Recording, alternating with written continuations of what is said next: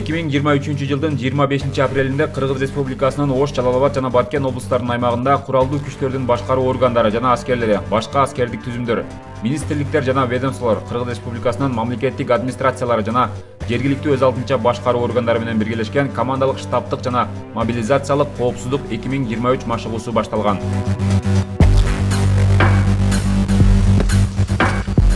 Жолдош генерал-майор, алай райондук иштер менен өздүк курамы коопсуздук 2023 машыгуусунун биринчи көйгөсүнө даяр. Баяндаган комендант Фазылов. Саламатсыздарбы, жолдоштор.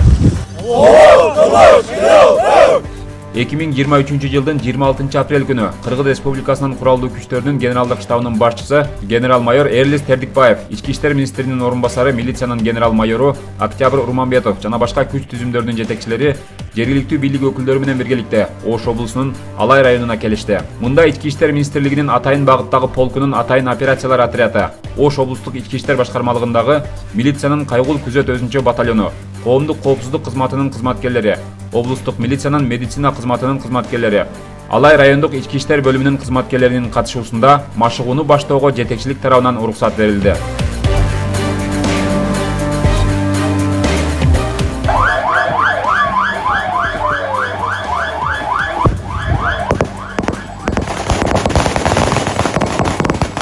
Алай районунун Гүлчү айыл аймагынын Жаркыштак участкасындагы блокпосттогу текшерүү учуру 5 адамдан турган мыйзамсыз куралданган кылмыштуу топтун мүчөлөрү аныкталып, аларды жок кылууга Ош облустук ички иштер башкармалыгынын башчысы милициянын полковниги Жеңишбек Жоробековдун буйругу менен куралчан топ ИИМдин Атайын багыттагы полкунун Атайын операциялар отряды жана милициянын кайгул күзөт өзүнчө батальонунун тарабынан толугу менен жок кылынды.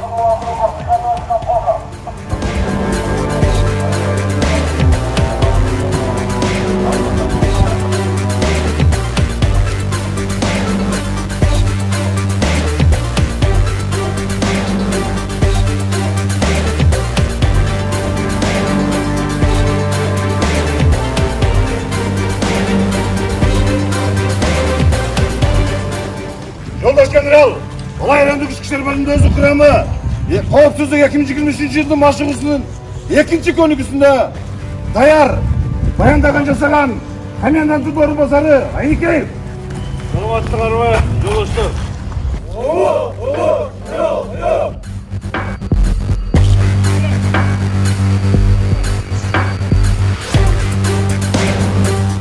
Ал эми машыгуунун экинчи көнүгүүсү Алай райондук суу чарба ишканасынын имаратында өттү. Мында мыйзамсыз куралданган кылмыштуу топтун мүчөлөрү суу чарба ишканасынын кызматкерлерин барымтага алган.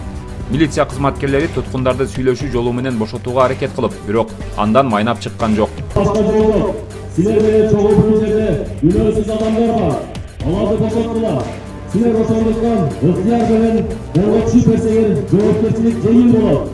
Жогорку жетекчиликтен уруксат суралып, ага ылайык ИИМдин Атайын багыттагы полкунун Атайын операциялар отряды жана милициянын кайгул күзөт өзүнчө батальону тигир үлгүсүндөгү сооттолгон унаа жана Атайын коргоочу калкандын жардамында имаратка жакындашып, кампанын кылмышкерлер жайгашкан тарабына кокустан чабуул жасашты.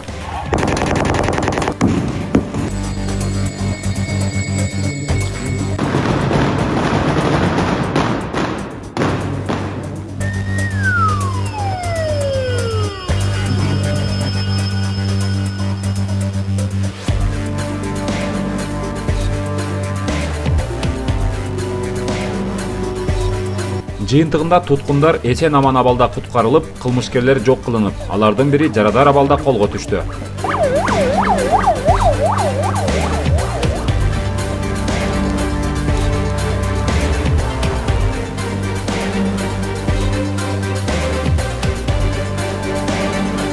Машыгуу аяктагандан кийин куралдуу күчтөрдүн генералдык штабынын башчысы генерал-майор Эрлис Тердикбаев, ички иштер министринин орун басары милициянын генерал-майору Октябрь Урманбетов баштаган жетекчилер тобу машыгуу жогорку деңгээлде уюштурулгандыгын айтып, андан соң Ош облустук ички иштер башкармалыгынын Талаш шартындагы башкаруу штабы жана медициналык түйүнү менен таанышышты.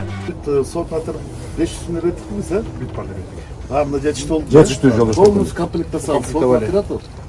5-6 класс бронежилет, каска. Помощь көрсөтөбүз.